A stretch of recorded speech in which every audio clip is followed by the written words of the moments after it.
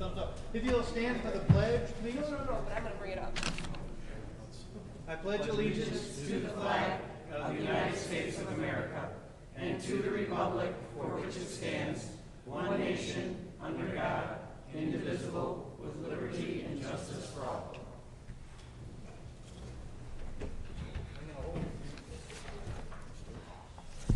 All right, everyone, welcome. Kathy, can we have a roll call, please?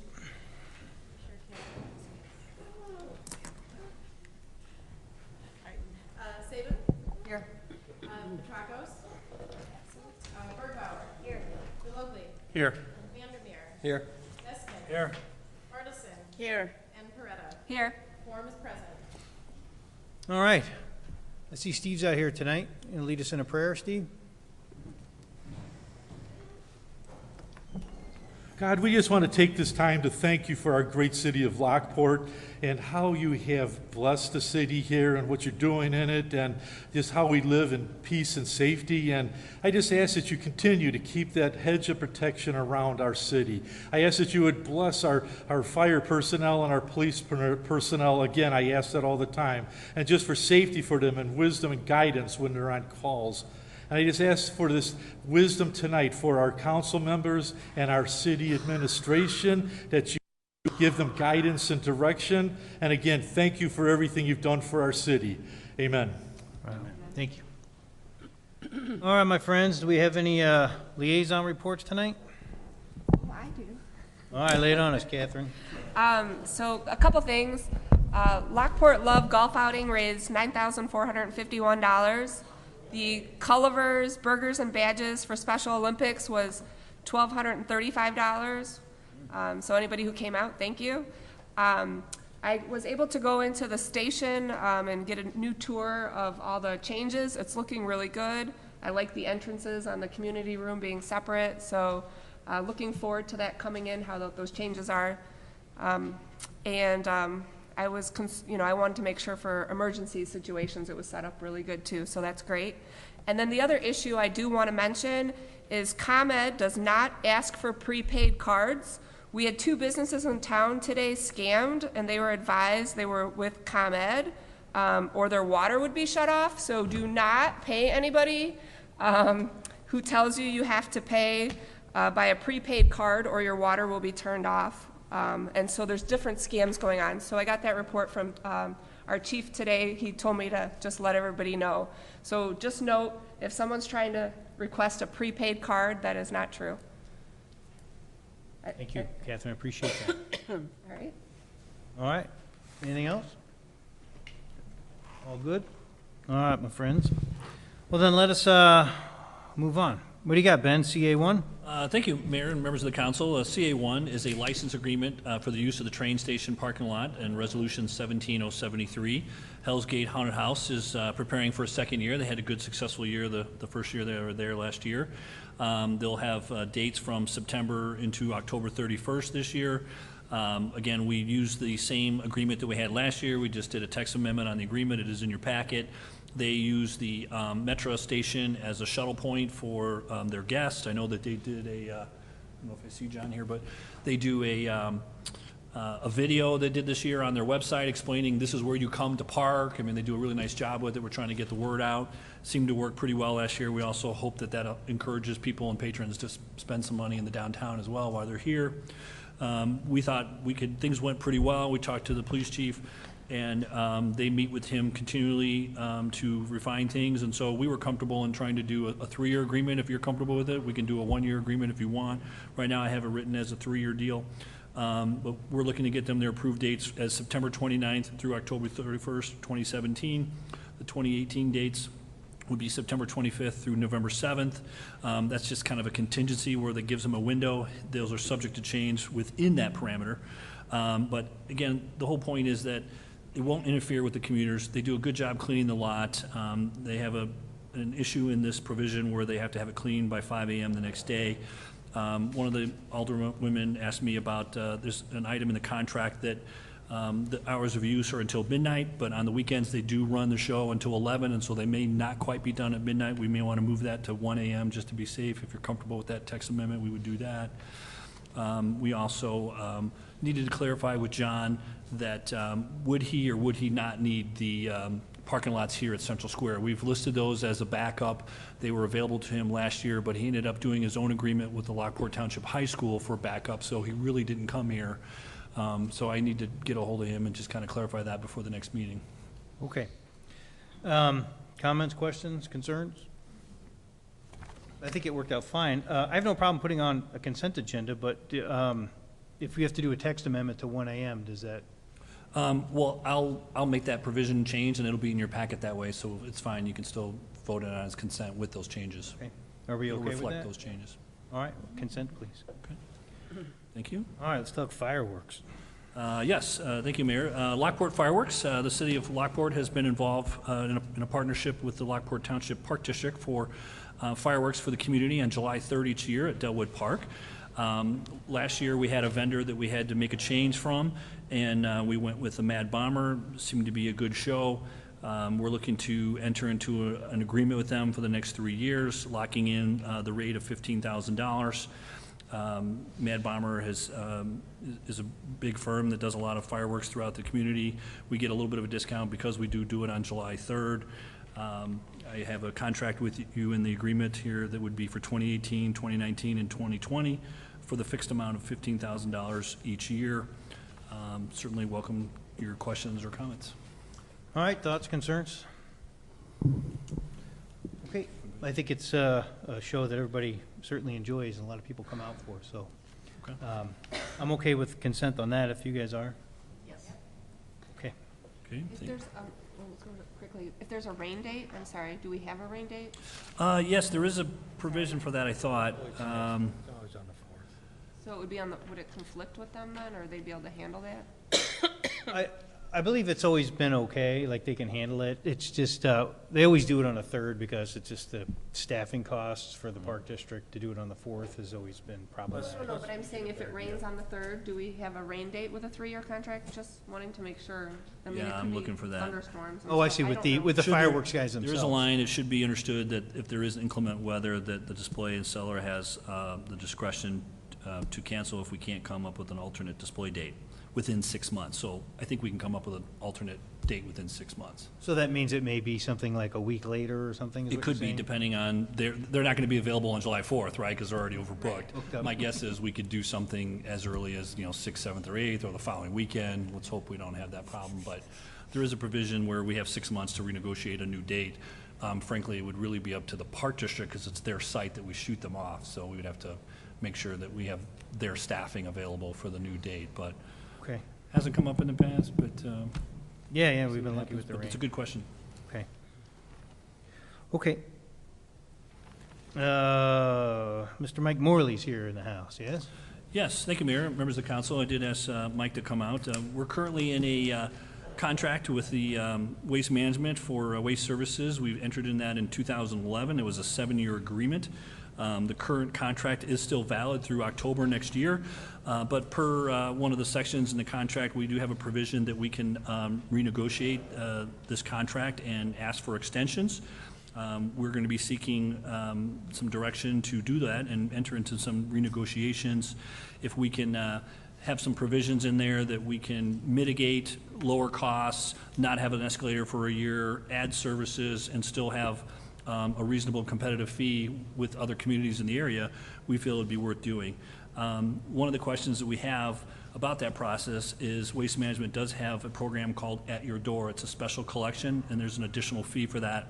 We're wondering if that's something the council wants to consider or not. We do have the recycling 2 days a week out of Public Works, seems to be going okay. But this is something I know that Waste Management wanted to give you a presentation on and answer any other questions that you may have. I did include the current contract in your packet. And then with your consent, I would go on to continue negotiating with Waste Management and come back at another committee of the whole to at least give you an option as to what we were able to negotiate in a contract extension. Well, welcome, Mike. What do you got? Well, thank you, Mr. Mayor, and thank you, members of the City Council. I'm grateful for the opportunity to talk to you tonight about our At Your Door special collection program. At Your Door is our kind of curbside solution to the electronics disposal issues that many communities are facing. I understand the city of Lockport does have an agreement with Will County. I do have a drop-off facility, and that's great. Our program is a little different. It's a little more convenient, and it's more comprehensive. And I just wanted to take some time this evening, if I can, to run through that. This program was started in California in 1995. And it focused solely on those items that are typically hard to dispose of or hard to recycle. So electronics is kind of like televisions, computers, printers, monitors. That's kind of that's been banned now in this state since 2012. But this also covers paint, oil, antifreeze, syringes, batteries, household chemicals that many people understand shouldn't go in the garbage container. So oftentimes these things are just kind of stored indefinitely until you do some sort of cleanup or there's some sort of drop-off location that's convenient. The program, my best analogy for this program is if you've ever used an organization like Purple Heart Veterans or the Salvation Army to pick up your home goods. It kind of works the same way. So we are not looking for these items at the curb. You just place them out at your front door. This program is really made to be easy for the residents, to provide a level of convenience that's not typical for recycling these items. It's available to residents year-round. You don't have to wait for the special event to come or wait for the appropriate hours that the drop-off facility is open. The resident calls, they activate the program, and that's what starts it. This program is also senior-friendly because, again, we're not even asking people to put the items at the front door, just at the front door and not at the curb. The items that I have next here are kind of typical as to what we take. This isn't inclusive of everything, but it covers all the electronics the electronics products. We do take properly prepared syringes. Those wouldn't be put loose in the bag. They should be free of any medication because this doesn't take drugs. But we will take medical sharps. That's becoming a growing issue as injectable medications continue to grow. Automotive products, garden chemicals like pesticides and herbicides, your household chemicals, household cleaners, and some of those caustic cleaners that are available over the counter. Paint. This is a big question we get asked constantly is what should we do with paint? This takes care of paint. We take gallons and gallons, hundreds of gallons of paint with this program. We also take swimming pool chemicals, batteries, household batteries, and the CFL bulbs that are also somewhat of a problem to get rid of. So the way the program works in the communities is that the resident will call, can activate it by calling an 800 number or going online or going to the website. They'll speak to one of our agents. The call center is located in California. And that agent will run through what items the resident wants to dispose of. So typically, it might be a TV, a VCR. They might have a couple of gallons of paint and some other household chemicals. They'll be mailed a kit, okay? And the kit contains certain items that the resident's going to use. So the first thing that they're going to notice is this very large, heavy-duty bag. This is where the chemicals are going to be placed, okay? This is where you're going to put your paint, your oil, your antifreeze in its container. If you have needles, we're going to ask you to put those in a rigid container and put that in this bag as well. The kit also contains labels so that if the label's fallen off, or the resident has used another container outside the original container, they can label that appropriately. Then there's a plastic tie for the bag. And then finally, and I think this is very important, there's a survey card that comes with each kit. The survey cards are pre-stamped, and they will be sent back to the municipality. So we don't want the feedback, we want the town to have the feedback directly from the residents, okay? And from the time the first call is made to when they receive the kit, there's usually about a 2 to 3 week gap, because it takes about a week for the kit to be mailed out. But the kit will also have a list of those items that are acceptable and not acceptable, and it'll have the pickup date. So the resident will get that date over the phone, and then they'll also get the reminder when they receive the kit. And then they just bundle those items up, have it ready on the collection day at the front door or by their garage door, and then it gets picked up. If the resident fills out the survey card, that goes back to the municipality. And the way the program works is there's no limit on how many times you can call. You can call once a month, you can call once every other month if that's the way you want to proceed, but the resident is the one who determines when their material is going to be removed, okay, and when it's convenient for them. Okay. This next slide is I've already kind of run through how to activate the program, what's inside the kit. In terms of the customer service surveys, on the survey cards that are returned, nearly all of them rate the service as excellent or very good. There's very, very few problems or issues with the program. Oftentimes, the issue just seems to be a mix-up with the date as to when they were going to come, but we have established routes, and depending on the participation, we could be in town a couple of times a month. So the other piece of good news with this program is that generally about 85% of the materials that we pick up are recycled. So we've got vendors set up with each of the different streams for the electronics, for the oil, the paint, the antifreeze. These items, once they're picked up, they're recorded. They're going in different directions in terms of which is the appropriate vendor to manage that waste stream. And there's a very, very high percentage of recycling recovery with this program. I think the other feature of this program that's worth noting is the reporting. Detailed records are going to be kept of the items that are collected and who called and when. This municipality will generally get two reports a month. One will be a high-level report that'll just detail everything we picked up that particular month.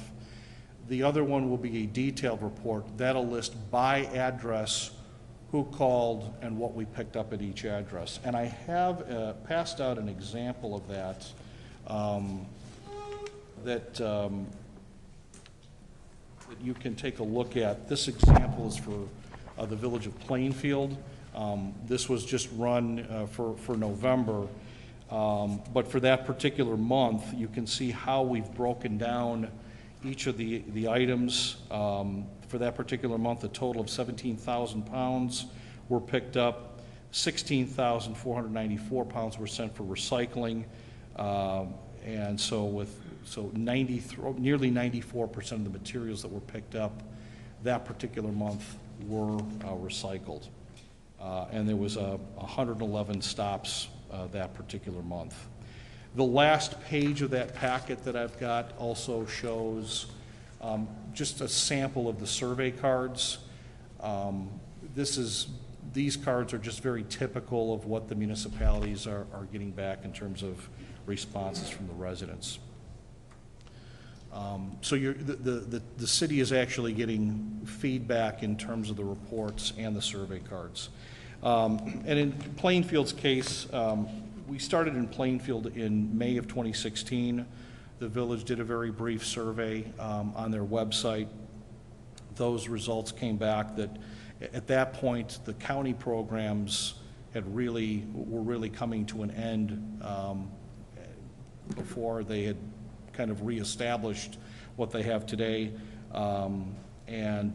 Plainfield, we just did a press release on the 1-year anniversary of Plainfield's participation in the program, and over 230,000 pounds of material were collected.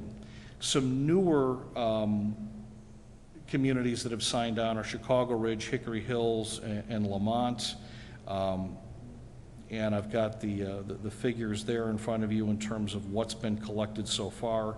But very good participation, very good results. Their survey cards coming back from the residents very similar to what we're seeing out of a Plainfield, and again, it's very convenient. This next slide just kind of outlines who is currently in the program.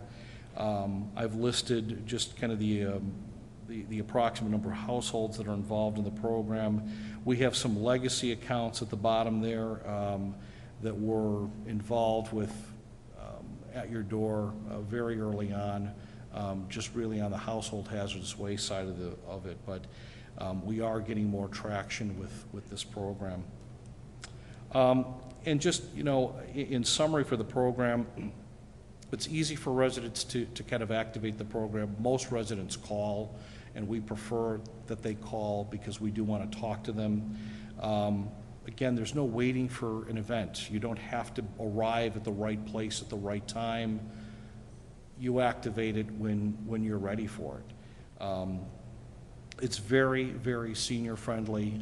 Many of the TVs that we're picking up are very large, very heavy. This does take projector TVs. We are taking TVs in excess of 200 pounds. And so if you don't have to drag that across town or drag that a couple of towns over to a drop-off event, that's very convenient. The terms for At Your Door are pretty flexible.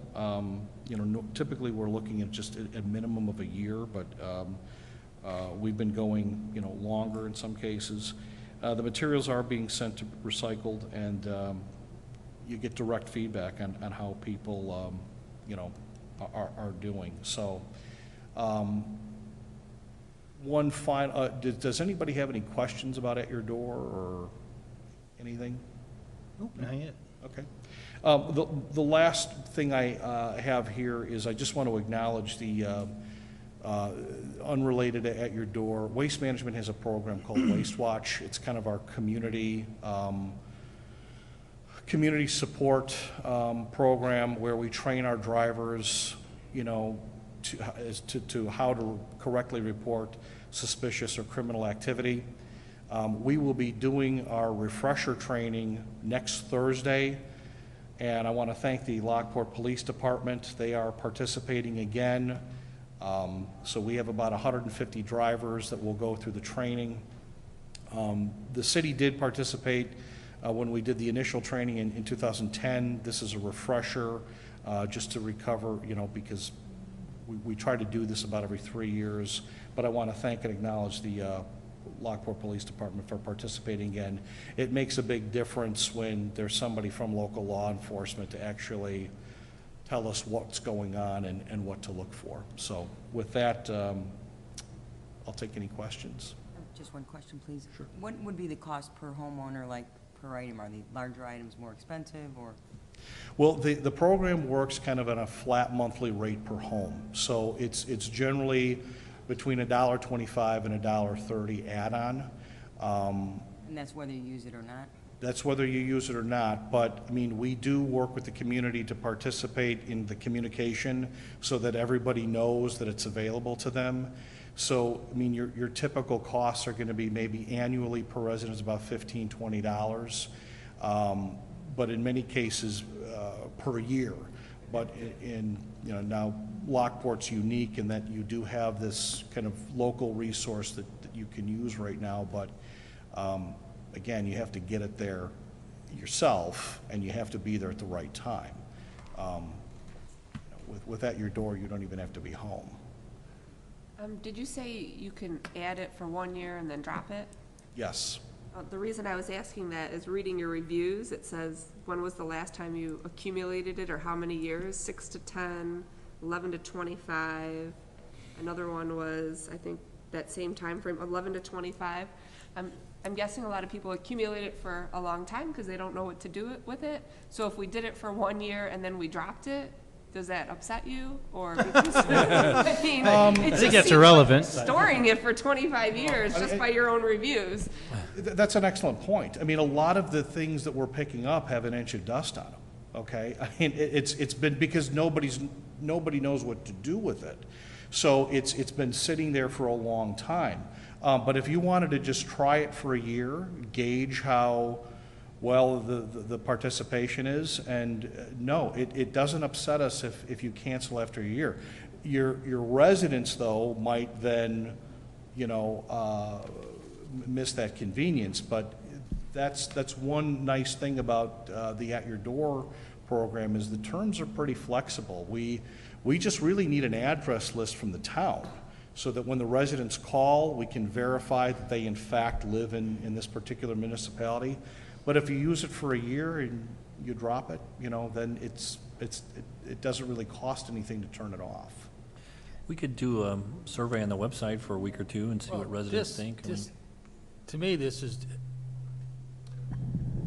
almost identical to the yard waste containers.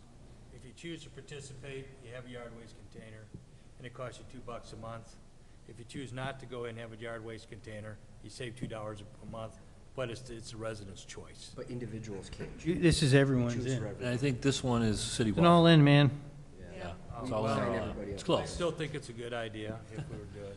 For 1 year? You bring up a, Every yeah, I 5 like, years? Let's just do it every 5 years, because clean up the I'll finally neighborhood? get rid of those 10 computers I have sitting in my garage, yeah. I mean, well, that's what I'm saying. Once you get rid Yeah. of them, how much stuff do you have? I mean, Right, you'll right. have, Come to my mom's house. okay, but once you get rid of the stuff, the following year, you don't have it. I think the problem is we've all accumulated some of this stuff that we don't know what to do with. No, But it's- once we get rid of it, It's a good point. Hey, let me ask you a question. Refresh my memory on our deal with the county. We have an annual agreement with the county to operate a recycling center at Public Works. It's twice a week. It's available to the public, but only certain hours and certain days. And off the top of my head, it's like Tuesdays and Fridays. It's free to them. We actually get some staffing from them to run it, so we're not burdened by it per se. I mean, every once in a while, someone comes on an off time, and we have to address it. Seems to be going well. The participation on it is a little laxing, I would say. I thought it was going to be more utilized, but maybe it speaks to that no one wants to put a 200-pound TV in the thing. I think we do find them in our right-of-way from time to time, and we spend staff time picking them up, and that's something. it's limited hours, and it's during working hours. Right. That's what my neighbors have said. It's Sure. during working hours, so how do you Yeah. get there? Yeah, and that's just, And to bring the item there, that's always a Sure. pain. But we don't collect, do we collect all these items listed? I don't no, think not so. all of these. This is It's just just electronics. electronics, Great right. question. Yeah, it's only, the one we have at Public Works is only electronics recycling. This would be a lot of household hazards, including electronics, So once again, per year, because that's how the residents are gonna be charged per month. About $1.25 a month or so, yeah, per household. So you could add it to the contract extension and then renegotiate it 3 years from now if you want. I mean, we obviously, Sonny and I will have to work with Waste Management and the language and how we have to make sure that if the council does want to opt out of it, that they have that opportunity. And again, we could do a Survey Monkey or whatever you think if you want to, test the waters on it. Tonight I'm not looking for action. I'm just looking for some direction to go meet with, have Sonny and I go meet with Waste Management and see what we can bring back to you at a future date, and don't know whether to include this or not, so, Does the Survey Monkey cost us anything? very little. Yeah, it's very reasonable. Yeah, why don't we send it out? I'd like to Send get something some out, just to feedback see from what some the folks. stats are, and we can do a Yeah, little just to press get release on it. everybody's, and The residents' opinion on it and see if the majority feel it's. Give it I 2 know weeks. For some, for me, it would be great. We could do Facebook and, you Okay. know, with, I was Yeah, planning let's to- let's get some community feedback, and then we'll go like from there. September 1st or something, and then we can, yeah. Okay. All right, will do. Any other questions? I do have something not necessarily to at your door, but more specific for Ben. Yes, sir. And I guess really for everybody up here. Ben and I have talked about this a little bit, but I guess this at your door is potentially separate, but what you're actually looking for is kind of guidance to move forward with contract extension Yes, negotiations? at least there's a provision in the current contract that will allow us to enter into negotiations with the current vendor to see if we can kick out, there's a fuel surcharge in there we don't need anymore. We might be able to add some additional festival and events coverage that we have to spend a little bit out of pocket on. My goal would be to sync this with our fiscal period, so instead of ending in October of next year, you know, we would have it sync in January 1st with our fiscal period, which makes some sense. So there's some housekeeping things I'd want to do, and obviously we would try to negotiate, there's a cost escalator in there every year. We would try to get that you know, waived for the first year or something. So anything is on the table, anything's negotiable, but my plan, with your consent, is to go back and talk to them about this contract. How can we make it better? Can we improve service and save costs? That might be a tall order, but you know, let's take a look at it and bring back options at a future committee of the whole. So just for the other alderman and alderwoman, you know, you guys have probably noticed by now I'm a broken record about going out and getting competitive bidding.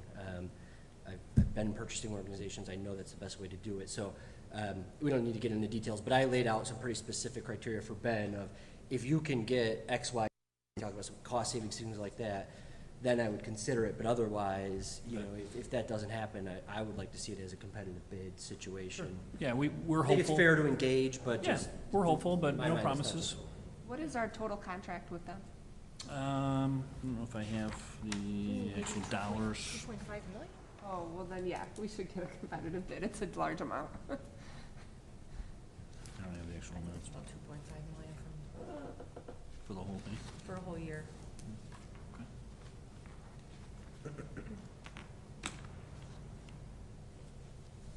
Well, why don't you go and see what you can, you know, work with out of Waste Management. If you don't feel like there's enough savings there, then. We have another year and a can couple go to months, so competitive we can bid. always go to competitive bid at some point if we need to, but. Okay, and then we will, and then, you know, obviously, there's other factors I'm sure you'll bring back to us, because I know some people can meet on price, but it's not always good service.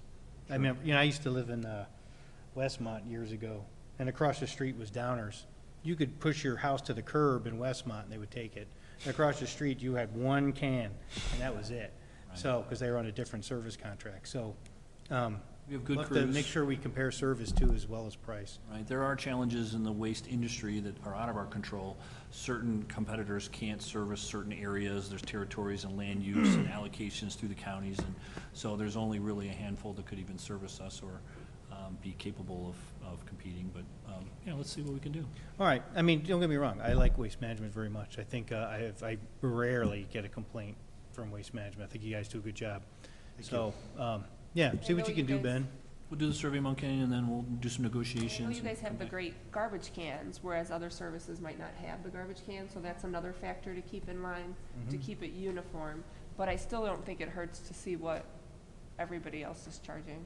It's a big contract. Well, we'll definitely do an analysis with other communities and present that all to you. We'll do some homework. I just didn't want to spend all the time if you didn't want an option to it, so. Okay, all right, so move forward with your Survey Monkey and on that part. Okay. Thank you very much. Thanks, Mike, thanks for coming up. All righty then. What else we got? Sonny? Yes.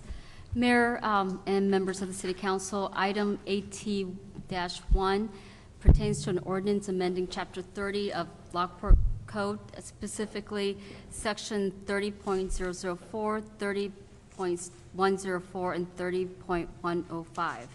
The first part of the amendment is to kind of eliminate the regimented, prescribed way that agendas are supposed to happen during the committee of the whole and also the city council meetings. So this doesn't allow a lot of flexibility. So if there's items that could be readily disposed of with little debate, they may have to wait until end of the meeting because the way that the agenda items are required and mandated. And there are items that may require more debate and a little bit longer discussion, and that may be at the beginning of the meeting, and then you have things that, it doesn't allow the flexibility. In addition, if there are reasons why the city council needs to convene a closed session meetings, it may be in the middle of the meeting. So that doesn't allow the flexibility, and therefore the amendment will get rid of the mandated requirements. It doesn't mean that those items are going to be gone. Those are the items that can be placed. There are items that will always be there, some items that historically has always been there, but it would get rid of some of the items that really aren't or rarely used. So that's the first part of the amendment. The second part is amending section 30.104 and 30.105, eliminating the reference of a city collector, which has been outdated. Back in December 21, 2016, the City Council changed that format and readdressed it to the Finance Director, but unfortunately, these two sections weren't amended and changed at that time. So City staff is recommending that the attached ordinance be placed on the September 6th City Council meeting for approval, and if there's no further questions, that would conclude my report. Any questions there, crew? Sounds like you're just helping us clean things up, Sonny. Yes. All right. I have no problem with this on a consent. Everybody okay with that? Yep. All right. Thank you. All right. Brent Can. All right. Good evening, Mayor and Council. I do have a couple items to discuss this evening. I did want to make mention, I put an IPW man flyer on everybody's desk. This was interesting. This was one of the guys brought this to my attention. This was in the Municipal magazine in August of 2017. If you flip to the second page, there is actually some couple photos of some gentlemen from Lockport. This is when we went down in 2015 to Coal City during the tornado. So it was just an interesting little article. Talks about who was there, all the different groups. Joe Cronin's a big part of this group, and just wanted to make you all aware of that. This is a very good group, a very good program, and hopefully we never have to use it on our end, but we like to help out neighboring communities. So just wanted to bring that to everybody's attention. And then for PW1 this evening, this is to start our 2018 and beyond CIP project discussion. This is really strictly trying to figure out what we want to attack next year and potentially in 2019. The future 2020 through 22 or 23, that will come looking sometime in October. So what we're looking at right here is I prepared a couple different attachments. The first attachment is if we had all the money, we had funding available, we had some reserves in place, we would do what was proposed through the previous CIP and then also some additional projects that are needed to help with the current water system. If you look at attachment number 1, which was a revised attachment, that includes everything that ideally, if we had all the funding and we had everything in place, that's what we would like to do next year. That total amount is about $18 million worth of work. Some of that is grant, about $3.4 million is grant funding, and then we've got some other funding, which is some cost sharing with, one is with Will County, and then the other one is with Homer Township. So that would be, again, that would be ideal. If we had everything at our fingertips and we could do that, that's what we would propose. The second attachment is the actual. That attachment shows that we have cut out a few projects, and we're actually in the $15 million range. The majority of those cuts were in the capital line item, which is where we are currently. We've done a lot of great projects. Over the last couple of years, I was not here, obviously, but there was been a lot of great strides that the city's taken. They've spent a lot of money, done a lot of great improvements, and so now we're kind of to the point where, do we want to continue that? Do we want to continue to make these improvements? Do we want to look at some other, revenue sources with, or options with EPA loans and those types of things, or do we want to take what we have and just build around that annually? A couple projects that I did want to touch base on because they are not in the CIP, and you would not have heard of them up until this point. If you go to the memo, the first one is the Oak Street water main, and the second one, which is under the same heading, is the Exeter and Sagebrook water main. Both of these projects are very similar. They're taking dead ends that we've currently had in the city. For the Oak Street water main, that's about 1,250 feet. That's going to connect two dead ends. Again, one of the things that we're trying to do is we're trying to eliminate dead ends. We're trying to improve flow across the city.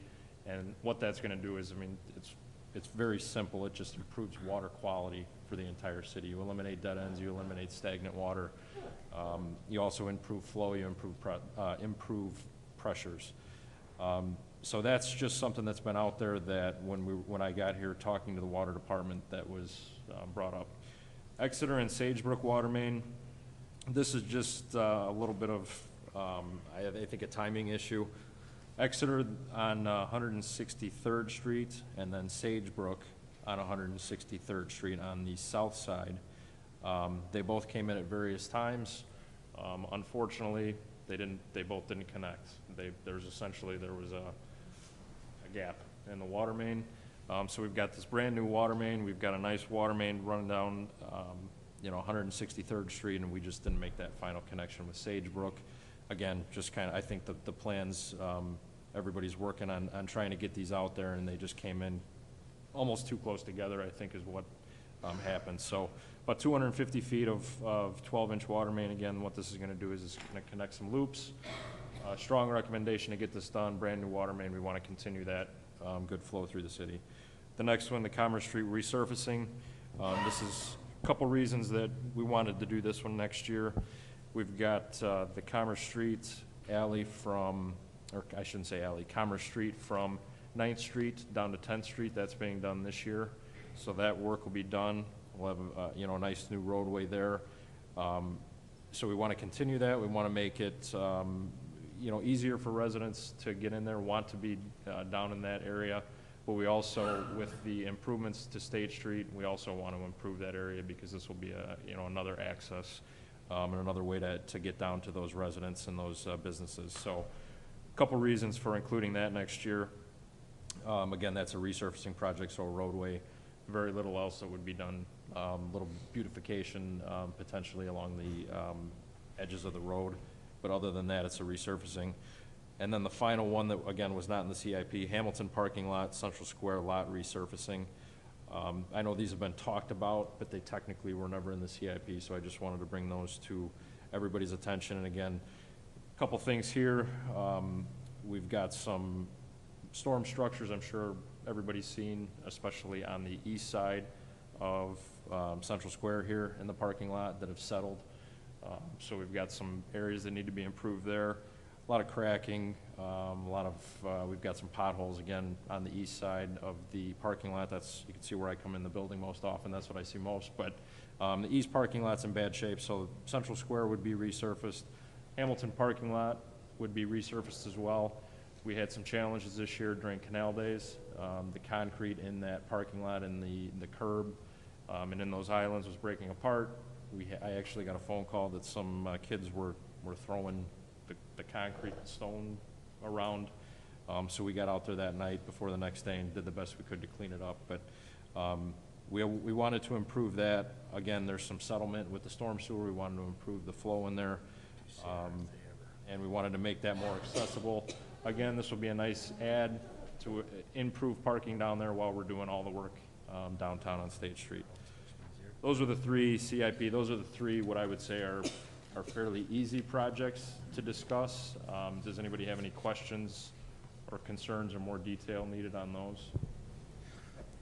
I want to make just a general comment. So Brent, I think this is really good, and I appreciate getting it forward, right? We've got budget coming up, and we've got to start figuring this stuff out.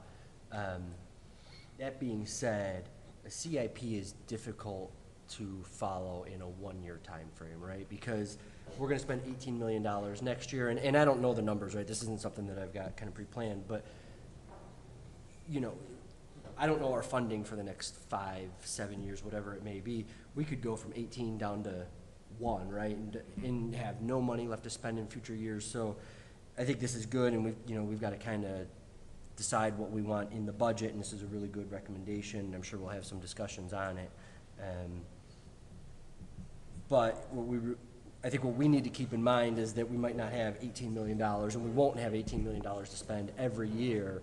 And there are, obviously, I'm sure we can all think of priorities of streets and water mains and different things that need to get done that aren't on this list, that we are foregoing funding probably or possibly in the future for these projects. So just, I think when it comes to capital, we've got to keep kind of a medium or longer term mentality to it as a council. Even though Brent did a really good job of getting us 1 year, just think for the future on these things as well, as we talk about them, but just, as we're planning. If I can just make Keep that in a mind. quick comment too, for those that weren't here during the time when we formed the other CIP, we've always promoted that as a flexible document, that if, we've spent the excess reserves and that things would slow down, and we've reached that point. We've accomplished a lot in the last 3 or 4 years, and we've reached a point where current revenues can only sustain a certain amount of projects.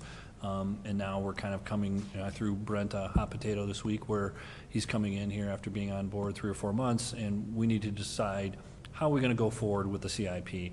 Do we leave it where it is? Do we talk about future revenues at a future meeting?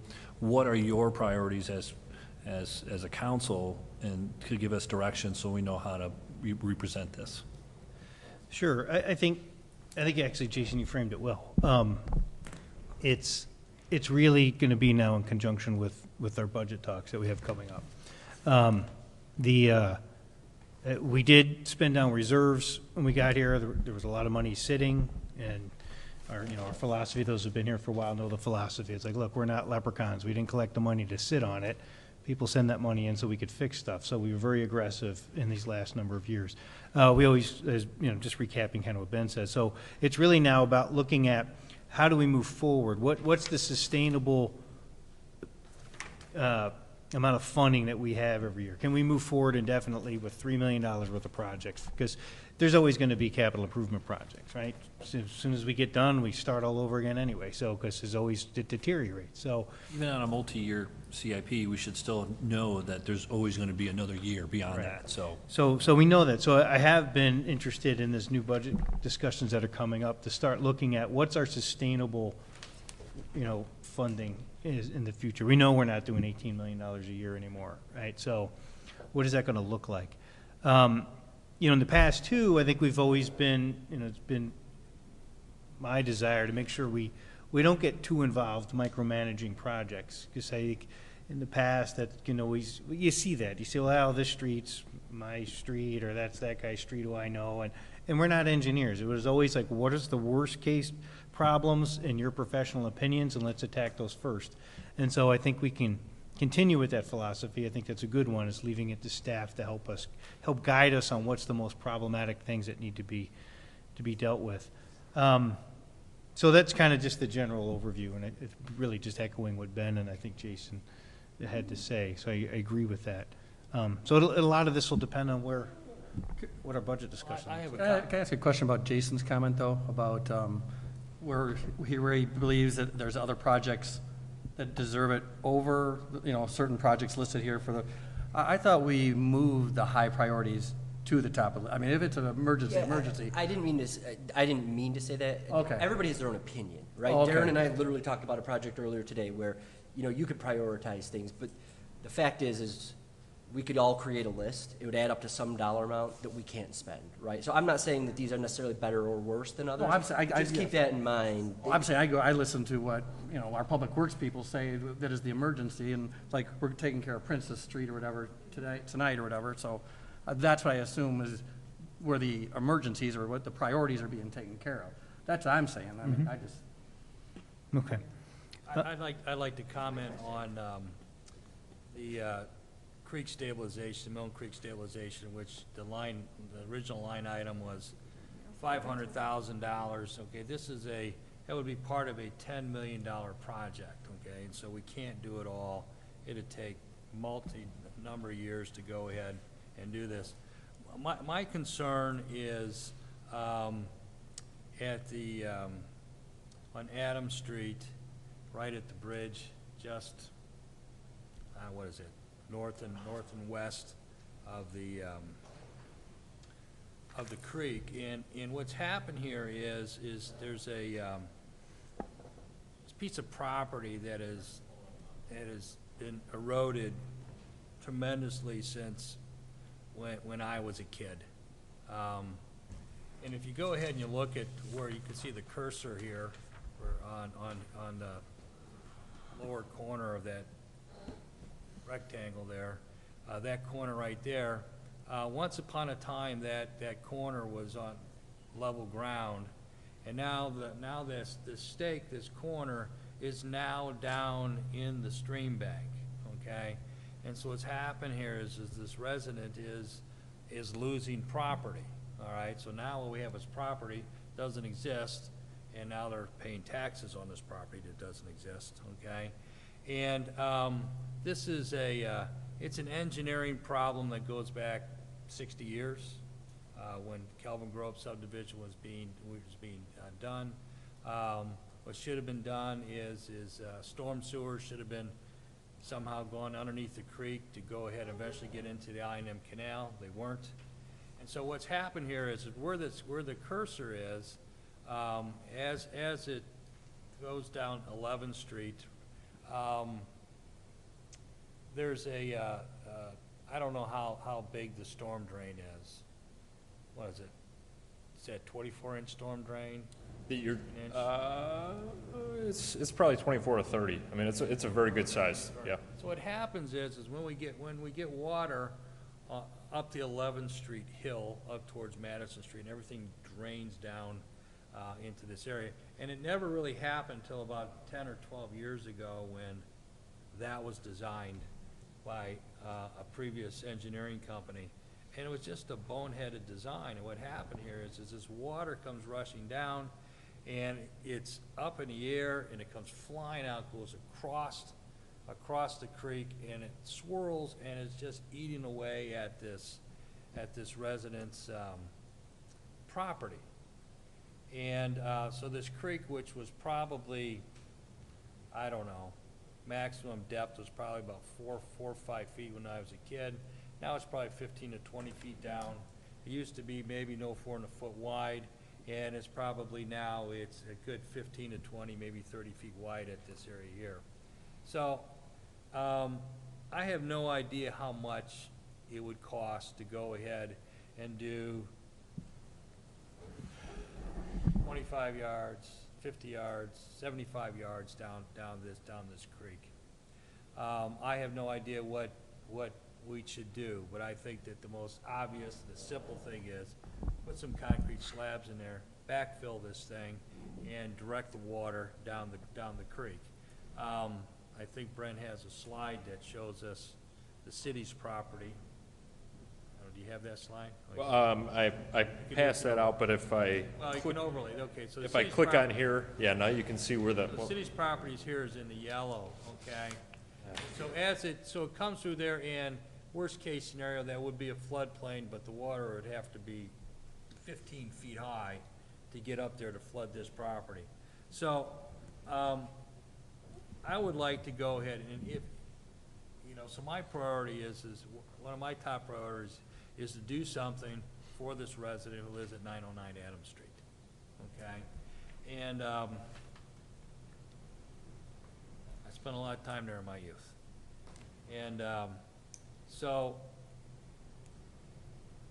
Well, Darren, let me try to phrase it this way. Yeah. We spent money to do a study to figure out this problem. We know these residents have been dealing with this for a long time. And so we said, look, let's figure out what exactly needs to happen, right? So it came back and they said, if you want to do this from top to bottom, it's about a $10 million adventure. Is that the way I understand it? That is correct. Okay, so it's just like everything else we have. It's like if we wanted to repave the entire city and do everything, it'd probably be $50 million, right? So we can't, do that immediately. So it really comes down to, Brent, us in the same way. We can't do it all at once. What's the worst places? I think Darren points out probably what is the worst place in that thing, and do we start this there? And can we do something to stop the immediate problems, just like every other crisis problem we have? What can we put funding into on that creek stabilization to start chipping away?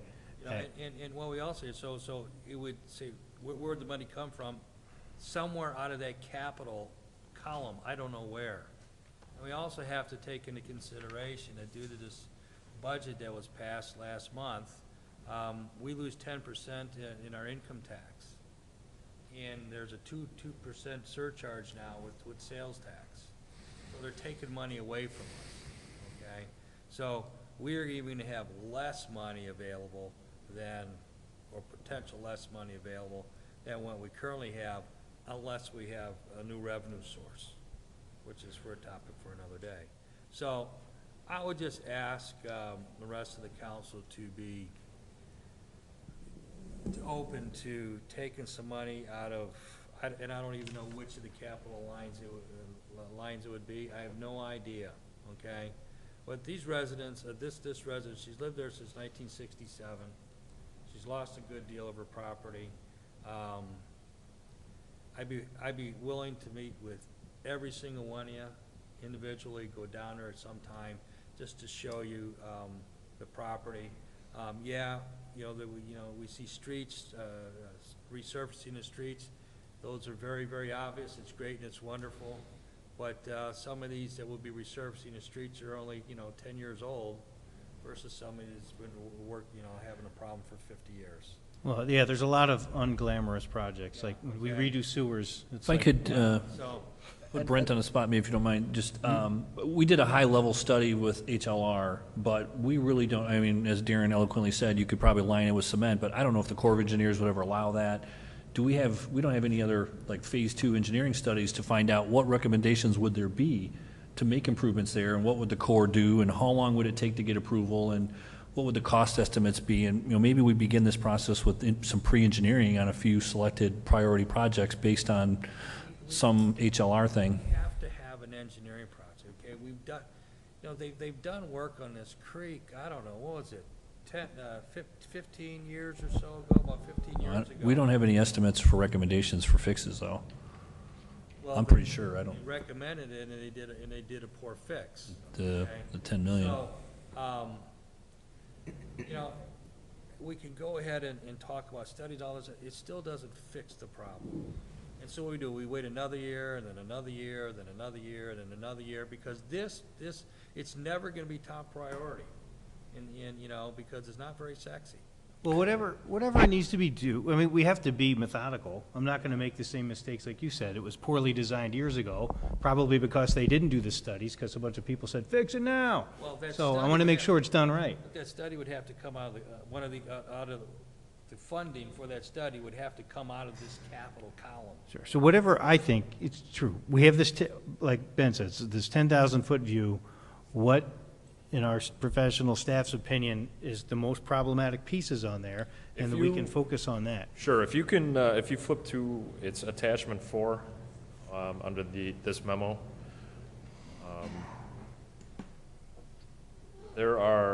this is the Millen Creek Site Assessment Priority Area.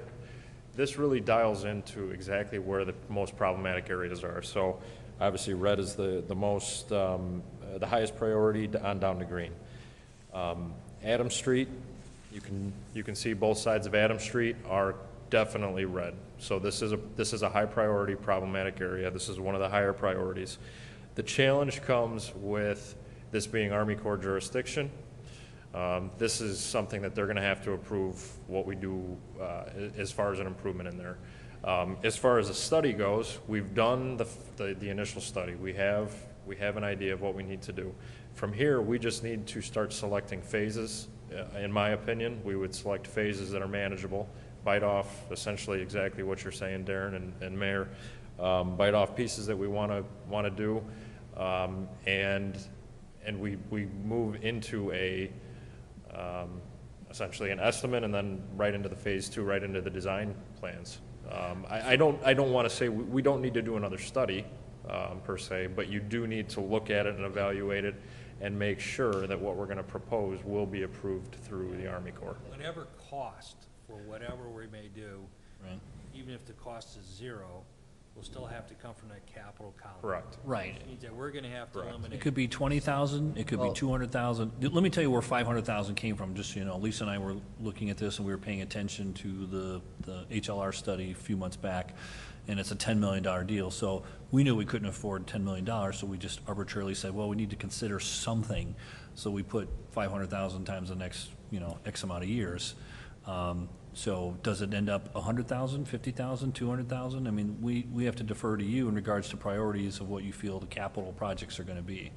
The problem well, there's a lot of problems with this, right? And there's always challenges and prioritization involved. But, Brent, when you tell us to look at this map and notice that the red is the priority, I mean, this is just my eyeball estimate, but 60% of this thing is red, right? And so when we're talking about a $10 million project, the math doesn't work, but easily $5 to $7 million is the high priority, just as an estimate. Anything but to a road, I think, would be a concern and priority. Yeah, Just in my opinion. so that's concerning. Now, that being said, I did walk with Darren on the specific property he's talking about, and I agree, right? And when we were out there today, Darren said a couple times something to the effect of, like, imagine what could be done in this problem area right here if we had $50,000 to do something. Well, and my response was like, I don't know what could be done, but if there was a $50,000 fix for 909 Adams Street, I would support that for sure. But the problem is, I look at this at 500,000 is what we threw out for this year, and that's 1/20th of what HLR is saying. Now, we're obviously not saying we're going to spend 10 million, but I guess I would put it back to, this is a committee of the whole, it's a discussion, right? Mm-hmm. I would put it back to Darren as the liaison with the CIP, and I know you've been very involved. Brent, I know you've been very involved of, okay, throwing $500,000 out doesn't work. I understand why we would do that to get started for discussion, but that doesn't work. But is there a more specific recommendation of, $15,000 for a phase 2 study of this small area with a 2019 expected construction of $100,000 that does start to actually address problems instead of throwing out, and I don't blame Ben and Lisa, that's what they had to do to get started, but instead of kind of throwing out these, we've got a problem that we can't fix kind of issues. Yeah, and I think it's exactly right. And taking it just a kind of a step back to 5 minutes ago, I appreciate what everybody said up here, because it's nice to hear that everybody's going to rely on our opinions and what we're presenting. So I appreciate that.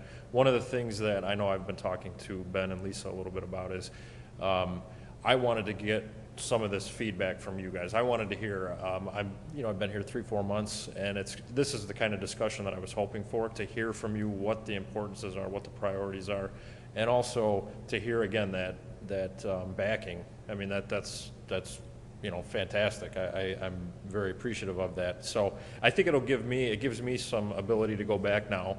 I've heard what I needed to hear. I can go back. We can put this together. Again, I know I apologize for not having the full CIP. Jason, 100% right. I mean, we should have that to make these big level discussions.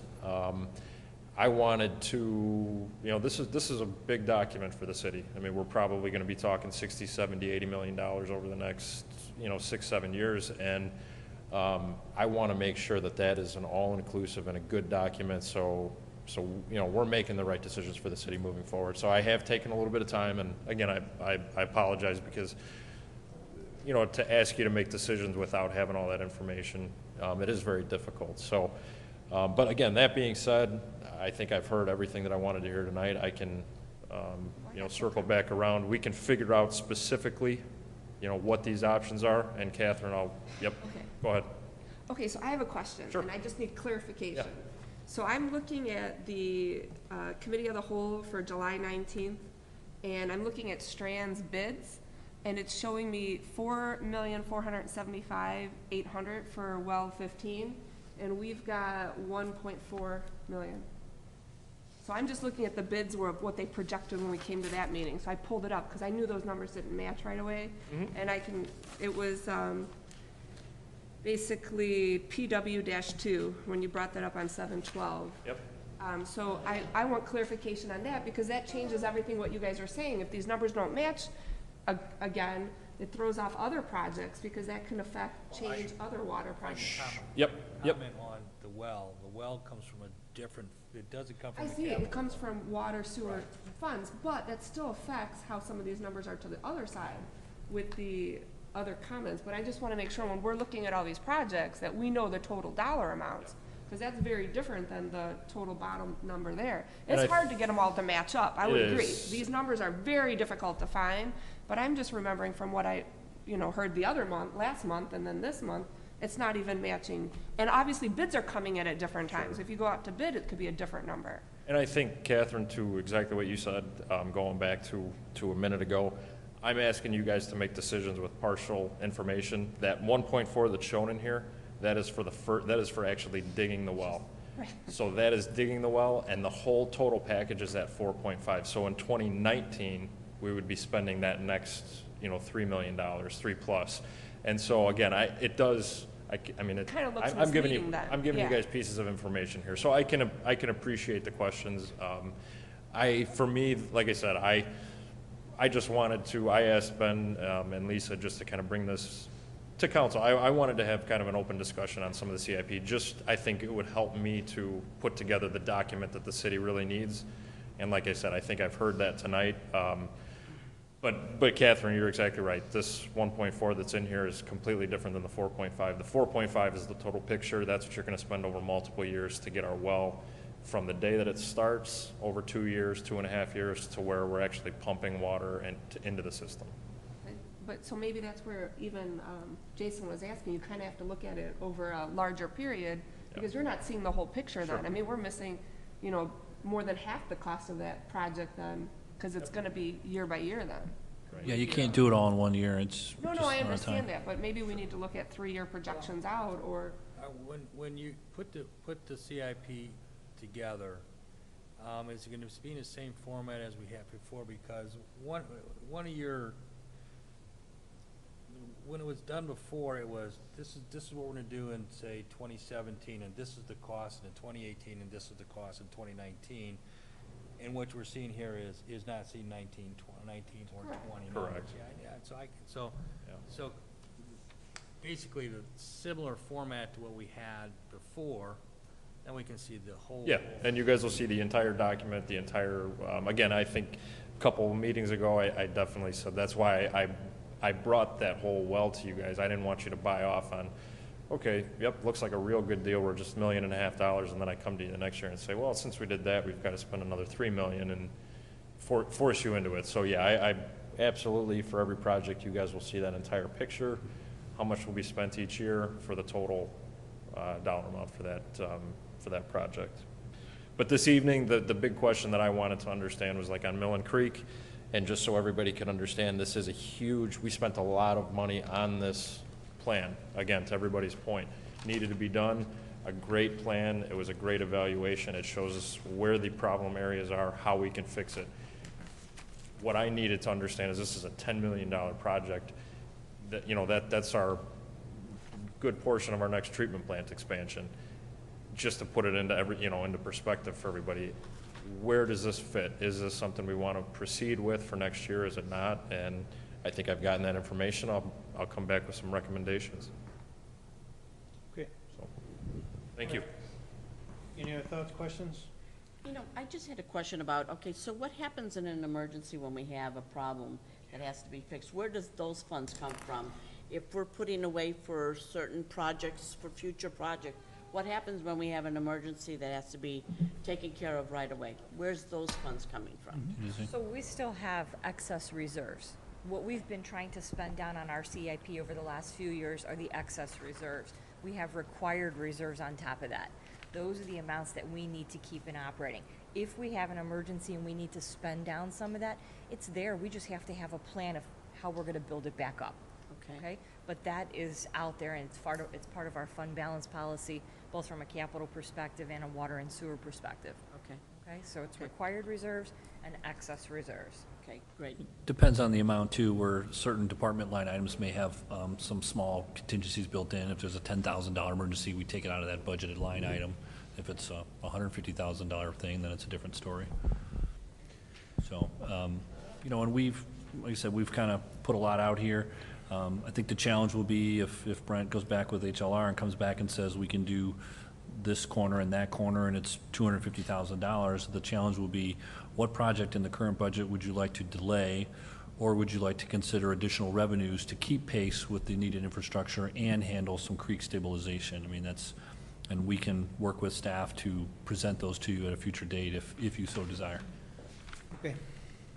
All right. And one thing also here is 2020 is going to be, we'll be able to take a big sigh of relief in December 2019 because we'll be paying off a bond, which is $1.5 million a year, okay?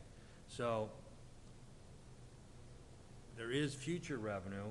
There isn't revenue now, but there's going to be $1.5 million, and that's a non-home rule sales tax that's going to be freed up for capital projects, okay? But that's, you know, that's 3 years away. All right. Sounds good. Thanks for the initial report on everything. All right, any new business? New and special? Any open floor comments? I know some folks came out tonight, but I don't know, hopefully you got some answers of where we're going with this. So, but if you have something you want to say, you're welcome to come up to the podium. Otherwise, we'll go ahead and look for a motion to adjourn. Make that motion. JR? I'll second. Seconded by Jason. All in favor? Aye. Okay. All right, my friends. You guys need a break or you want to plow on? Need 5? Keep rolling. Keep rolling. All right. All right, Kathy, as soon as you're ready, just give us a roll call. A lot of money. Yeah. If we had $300 million, we still wouldn't have enough money. Exactly. Yeah, never have enough. That's what happens when you put stuff off the future. Yeah. Did I have 2 of these? What is this? Why do they look so different?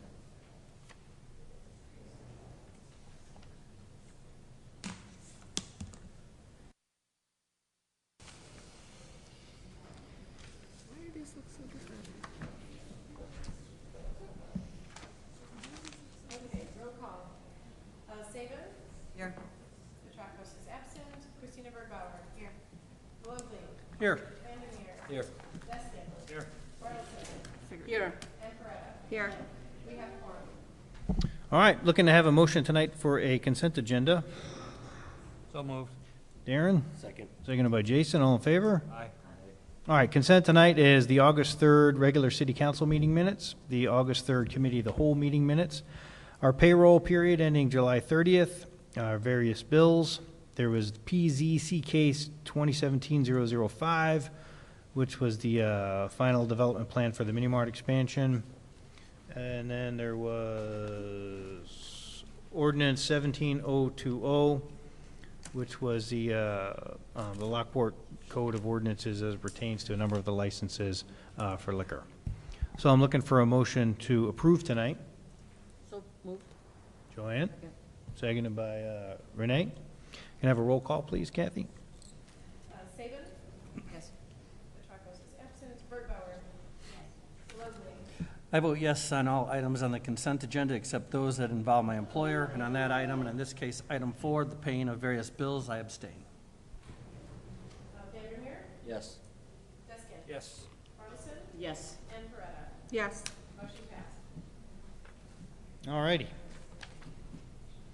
Let's see, City Administrator, you have a verbal report at CA1? Thank you, Mayor, members of the council. I have a report on the Caton Farm Road Bridge middle alignment. We had discussed this at the previous committee of the whole, and we weren't exactly sure when the other agencies were meeting, so I had asked for at least a verbal update, but I did include the full packet, or the full information in your packet if you wanted to make a motion on this tonight.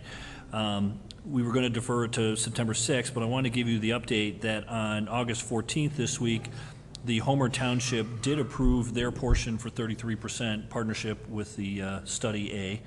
Homer Glen did discuss it at their Finance Committee and got the approval to move that on to City Council for a final decision on August 23rd or 24th, I believe. And so I'm still seeking a motion to approve and move forward. I guess the question is, are we fine with changing it, giving me the authority to make that decision once I get the news so that we can keep things on a timely manner? Otherwise, I got to bring it all back again on September 6th. The Public Works Committee at the county is ready to hear it that week as well, and the board at the county would have it on September 21st if I can get them documents before the end of August. So here's what I think. The motion should be, if we can approve our third, which was already done by Homer Township, if we approve our third tonight, then it's good to go. We can, if, Homer Glen does something different other than approve, although it looks like they will, then we can always come back and talk about this, but I'd like to get our third approved tonight if possible to move forward. So I'll make the motion to approve our third of Part A of the process of the Part A engineering. 33% of $97,000, yeah. 97,000. Okay, so that's the motion on the table. Second the motion. Seconded by Jason. Can we go ahead and do a roll call on that, Kathy? For discussion. Or unless you guys, I'm sorry. What other discussion, please? So we're not doing the second study at this time? Well, let's wait and see how the first one goes. First one comes back? Yeah. The way I see it, so. I'm also not 100% convinced that we would have to pay 100% of that second study. We're going to lobby Will County real hard. There are at least some members who I think would be open to discussing a sharing of costs. So, all right. So roll call on Darren's motion. Saban? Yes. Petracco is absent. Birdbauer? Yes. Galugli? Yes. Vandermeer? Yes. Deskin? Yes. Carlson? Yes. And Coretta? Yes. Motion passed. Thank you. All right. I see bond is on the agenda. Is this you telling us Daniel Craig is doing the next Bond film? Is that what this is about? No. This is for the bond, for the $2 million bond that we'd like to sell on September 6th. Oh, I see. Yes, we have to hold a public hearing tonight, so. All right, want me to read it? Yeah, just real quick if I could. We were reaffirmed by Standard & Poor's today for a AA+ bond rating, so. I'm happy. Bravo, finance people. Yes, thank you. But go ahead. Okay. Public hearing bond sale. The City Council of the City of Lockport, Illinois is holding a public hearing on the 16th day of August, 2017 at 7 p.m., actually 8:20. The purpose of the hearing is to receive public comments on the proposal to sell bonds at one time or from time to time as funds are to be applied in the amount of up to $2,020,000 for the purpose of financing the construction, reconstruction, resurfacing, and/or repair of various streets within the municipality for replacement, expansion, removal, or enhancement of certain infrastructure and facilities. All right, so there's the public hearing. It's open. Do you want to take it from there, Lisa? That's all. Just Okay. If there's any comments from the public. Anybody have anything to say? All right. Well, then I'll go ahead and, Was there a motion to open the public hearing? I'll make the motion to have a public hearing. oh, I'm sorry. All right. Second. All in favor? Aye. All right. Does anybody say anything? Mike, you got words? Good? All right, man. All right, so then I guess if no one's got anything to say, we'll do a motion to close our public hearing. I'll make that motion. Aaron? Second? Seconded by Joanne. All in favor? Aye. Okay.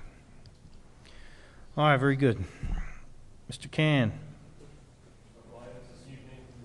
Sorry about that. Several items this evening on the agenda for council's consideration. First, PW1, this was discussed at the August 2nd Committee of the Whole meeting. This is North Street and McGregor change order. The final dollar amount came in at $29,809. This was for the storm sewer size that was found to be different out in the field after the construction had started. This is an 80-20 grant project, so we would be responsible, the city's portion, $5,961.80. So I'd be asking for council's agreement this evening for that to move forward. Okay, looking for a motion to approve. I'll make that motion. JR, Second. second by, is it Catherine? Okay, thanks. And then any discussion? Have a roll call, please. Saban. Yes. Petracco is absent. Birdbauer. Yes. Delovely. Yes. Vandermeer. Yes. Veskin. Marlison. Yes. And Coretta. Yes. Motion passed. All right, what do you got, PW2? All right, thank you, Mayor. Thank you, Council. The second item is the 2017 water main project. This would be an additional portion to that. This is Princess Court and Charles Street water main. As everybody, I think, is very aware, the water quality in that area was very poor, and this project would improve that water main quality. The contract would be awarded to Len Cox in the amount of $308,107. There would be an additional construction observation cost to Strand in the amount of $29,800. Excuse me, as you can see on the second page, we would be giving the existing contract a 32-day extension, going from September 28th was the original completion date. New completion date would be October 30th. The contractor has agreed to hold all the unit prices from their existing contract, and this evening would be looking for council's concurrence, authorization to move forward with this project. All right, looking for a motion to approve. Make that motion. Darren, Second? seconded by Joanne. Mayor, at this time, I would like to abstain from deliberations and the vote on this. I'm interested, or my company is interested in supplying material on this project. Okay. Any other thoughts, concerns, discussions? All right, we'll do a roll call there. Saban. Yes. Petracco is absent. Birdbauer. Yes. Delovely is abstaining. Vandermeer. Yes. Veskin. Yes. Marlison. Yes. And Coretta. Yes. Motion passed. Thank you, Mayor and Council. The third item, PW-3 this evening. The next two items, good news on both of these. Both projects were bid and looking for award tonight. The first is the Porter Plaza Storm Sewer. This is to improve, upsize the stormwater around the plaza, go under Illinois 7, 9th Street to the north, and go through the existing parking lot of the church and outlet the water into the creek, Millen Creek, on the north side. So this evening, what we'd be looking for is we did receive 4 proposals. The budgeted amount, $450,000. The engineer's estimate was $363,525. Len Cox came in at $289,229.82. That was all inclusive. Everything on the bid came out well. Again, there was four bids, so we feel like we got very favorable bids on this project. Looking to move forward with that project here in the next couple weeks. And this will be, if everything goes well, we would have all of the stormwater improvements would be in this fall, maybe some restoration into the spring. All right, looking for a motion to approve. I'll make that motion. Darren and Christina. Mayor, I once again abstain from deliberations and the vote on this matter. I am interested in selling them product. Okay. Any other thoughts, concerns? All good? Roll call, please. Saban. Yes. Petracco is absent. Birdbauer. Yes. Delovely is abstaining. Vandermeer. Yes. Veskin. Yes. Marlison. Yes. And Coretta. Yes. Motion passed. Thank you, Mayor and Council. The fourth item on the agenda this evening for the Public Works and Engineering Department. PW4, again, fantastic bids, 2017 resurfacing and patching contract. Opening of the bids, we again received 4 different bids. The one thing that I do want to point out on this contract, we did add in the Parkside Estates Phase 2 street improvements that were discussed a couple meetings back. This is work that we received money from the bank on. Wanted to just point out that the budget for that was $157,000 and some change. This is just for the roadway portion. The bids came in at $113,000 on that one, so we did come in under our estimate on that, which was very good. But in total, the budget amount was $840,613. final bids came in at $692,050.70. Austin Tyler Construction was the low bidder. They're doing work currently on North and McGregor. I forgot this earlier this evening. North and McGregor, they did get binder down today around the school on North and McGregor, so that was a very important piece today. I apologize for kind of mixing that in, but Austin Tyler's doing the work up there, so again, a good contractor that we would like to recommend award this evening. All right, looking for a motion to approve 17072. Renee? Second. Seconded by Christina. Thoughts, concerns? All good? Then we'll do a roll call, please. Okay, Saban, Yes.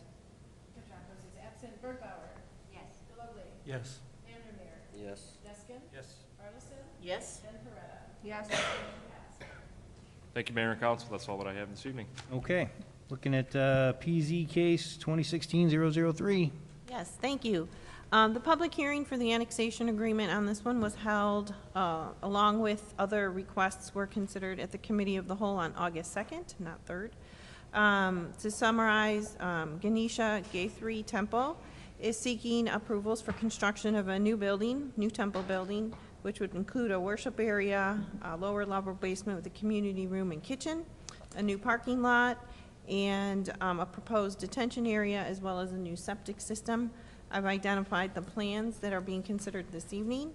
The applicant and his development team are here this evening, as well as they were at the last meeting to respond to any questions or comments. Just to reiterate, the plat of consolidation and dedication of the additional right-of-way, which is a requirement of the annexation agreement, will be presented to the Plan and Zoning Commission next month, so you'll see that shortly thereafter. With that being said, staff is asking the council for motions to approve ordinance number 17-021, which is annexing the property, resolution number 17-069, which would approve the amended and restated annexation agreement, approval of ordinance number 17-023, which would be the rezoning. And on these three items, it does require 6 affirmative votes for approval, and the mayor does vote. And then number 4 would be ordinance number 17-024, which is the amendment to the special use permit for a religious house of worship, and that's to incorporate the old piece with the new piece. And then resolution number 17-070, which would be approval of the final development plan. All right, let's run down this. You guys ready? All right, looking for a motion to approve 021. Make that motion. Second. All right, any concerns? Okay, roll call, please. Saban, Yes. Petrakos is absent, Bergbauer, yes. Lovely, Yes. Vandermeer, Yes. Deskin, Yes. Arlison, Yes? and Coretta. Yes. Motion passed. All right, motion to approve 17069. Says the And mayor. with the mayor, sorry. Mayor You vote. get to vote. Oh, yeah, thumbs up.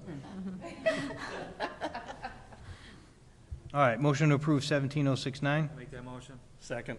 All right, Darren and JR, any thoughts? Okay, can we have a roll call?